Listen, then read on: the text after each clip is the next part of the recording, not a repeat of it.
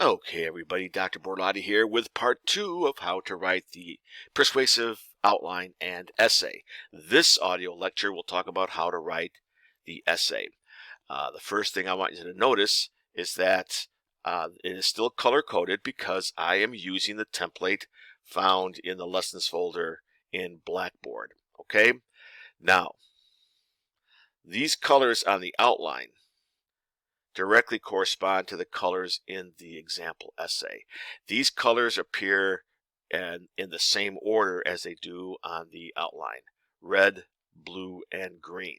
And the reason why I'm doing this is to show you the structure of your paragraphs. Okay, and I'll get to more about that in just 1 second. First of all, I want to talk about what this is. This is a footnote right here. Now, generally, footnotes are not used that frequently anymore because the MLA has come up with this in-text citation to take its place. Let me give you an example. Right here. This is a parenthetical citation, an in-text citation. In-text meaning the citation is part of the wording, part of the words that you're typing. Now, generally, this type of citation, whether it's an in-text citation or whether it's the type of citation where you talk about the person's name as part of the sentence, in this example here, either one, either this type of citation or this type of citation, generally are used for opinion. This statement here is Anderson's opinion.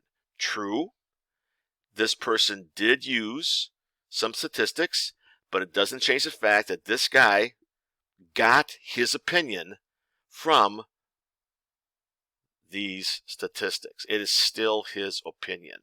That's what these in-text citations are generally used for, to cite quoted opinion. Now, what do footnotes do? Well, generally footnotes, and you never know, you might get a professor who either wants you to do these or requires you to do these. You just never know. Generally, they're not seen that often, but it's a good thing to learn. And if you want to experiment in this essay, I encourage you to do so. They're very easy to do. This type of thing is used when you want to include a definition, and you don't want to take up space in your essay to do so. Okay? Either a definition or clarifying information. Okay, now most people know what herd immunity is, but for those individuals who don't know what it is, you want to play it safe and give them a definition, but you don't want to put that on your outline as part of the statement, your thesis statement. What you do instead is you include a footnote so the reader can find out what the heck you're talking about. And here's a definition of herd immunity down here, including the source where this student got the information.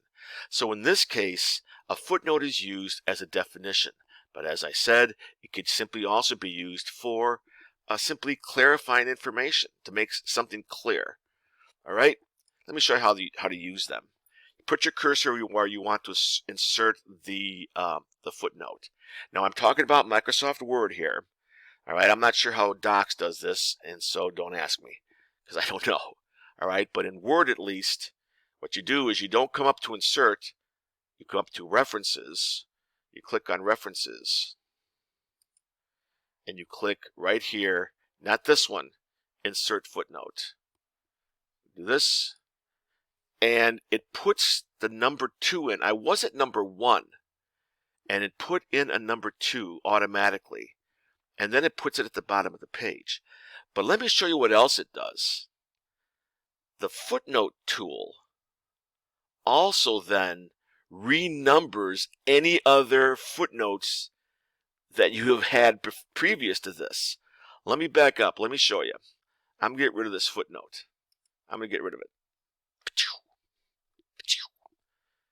Okay, so there's only one footnote at the bottom of the page, and at the bottom of page 2, they are numbered 2, 3, 4. Okay, I go back in, I say, oh crap, I meant to put a footnote here. I can do that. Insert the footnote, bing, go down to the bottom of the page, type what you need to type, And you'll notice it puts the footnote here, and it renumbers these footnotes on the subsequent pages. Not only that, but it renumbers the footnotes in the essay too. So it does it all automatically. Okay, these are not required, but they are kind of fun to play with. One thing I do want you to do, though, is make sure that you don't use up a lot of space. Just make sure this is Times New Roman, the footnote that is, Times New Roman 8, which is the smallest font you can possibly get. Okay, so that's footnoting. Next, what do you do in your introduction? Well, everybody's topic is different, and so therefore everyone will be doing the introductions a little bit differently. But generally, use the introduction to set up why your topic is either controversial, why your question is an important question to ask, any background information, any history about your topic that the reader is going to have to know to understand why you say what you say, why you have your thesis, why you have your opinion. So take the introduction to do basically one big attention getter. I don't want you to summarize your main points in advance. That's beginning. That's very, very basic composition writing. We don't do that. Instead, treat the introduction as one big attention getter. Use it to excite the reader that he really or she really wants to read your essay. Okay? Background information, history, statistics even. You can even do in-text citations. It's all up to you. The bottom line is that your thesis statement has got to appear in the introduction someplace. I either like to put them either first or last, but you can certainly put the thesis statement anywhere you want in the introduction. Now, preferably, the introduction's only one paragraph long, but some of you who are long-winded writers might want to have more than one paragraph as an introduction, and that's fine. I will work with you on that. Just let me know if that's what you have in mind. Okay, the same thing also goes for the conclusion. The conclusion paragraph can also be more than one paragraph, but I prefer just one paragraph. Now, once again, I don't want you to necessarily treat this as a summary paragraph of your main ideas. You can, but what I'd rather have you guys do is save the conclusion for your best arguments. You can summarize your main points. That's a fine idea, but definitely hit me between the eyes with your final thoughts. Make me remember why you took the stance that you did. Be nice if you repeated your thesis statement as part of the conclusion, preferably in the first sentence. Restate your thesis, and then really let me have it. Tell me everything you want to tell me. Okay? Going back up.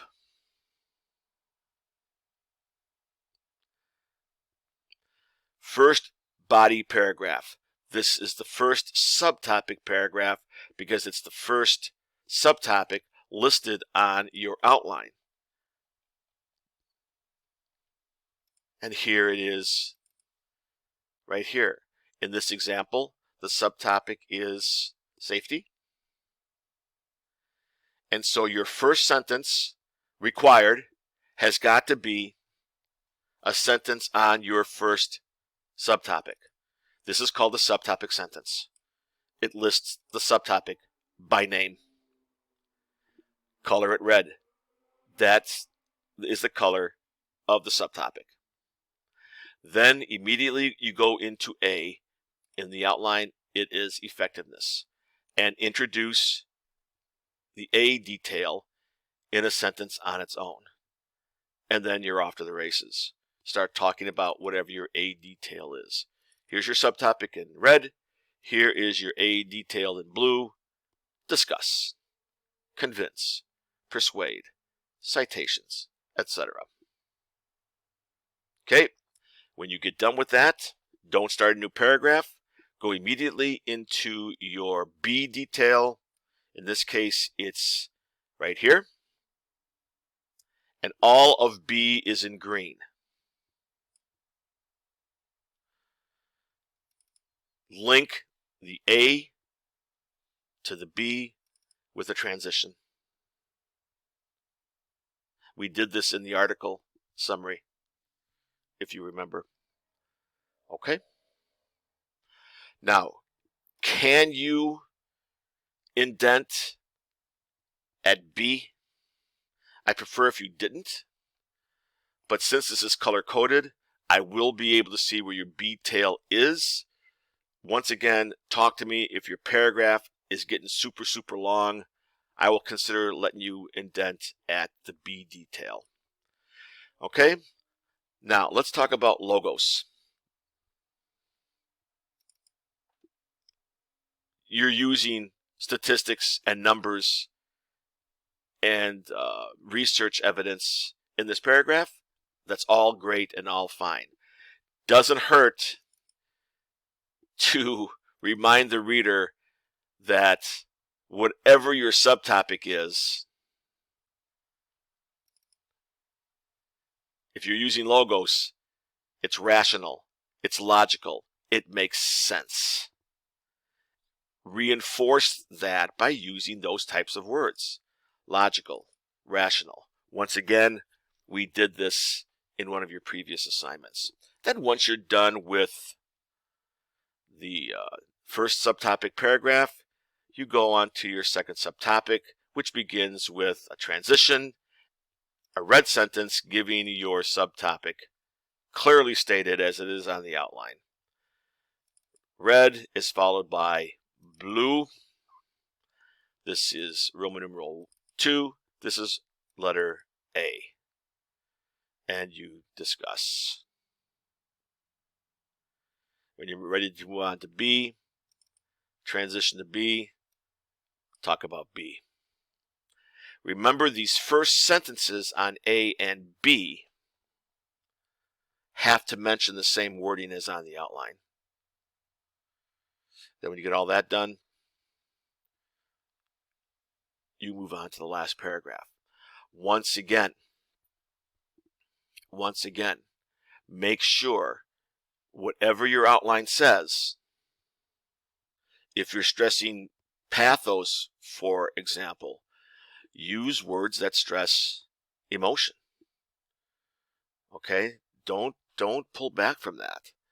Use words that suggest the sad state of affairs, the sad situation that you're talking about in your second subtopic. And then you do the same thing with ethos in this final paragraph. In fact, in the example, the writer comes right out and says it's the ethical thing to do. Just say it. Just say it. Okay, repeat that over and over again. It's the right thing to do. It's the ethical thing to do, etc. Now, I know you've noticed something here. I know you have. And you're wondering if I'm going to talk about it. I am. See the funky indent? See that? This is a block quote. The MLA says if you have more than 4 typed sentences of direct quote from a source, you need to block quote it. Compare this to a citation, quote citation, that only takes up a couple of lines. Compare this, which is basically 2 lines, to this, which is 5 lines. So the difference here is the MLA wants you to remove the quotation marks, no quotes, and tab over twice. The citation can either go here in the introductory sentence, or it can go here after the quotes. Notice that if you do something like this, and if this doesn't confuse you, I don't know what will, it's the only time that a period stays outside the parentheses.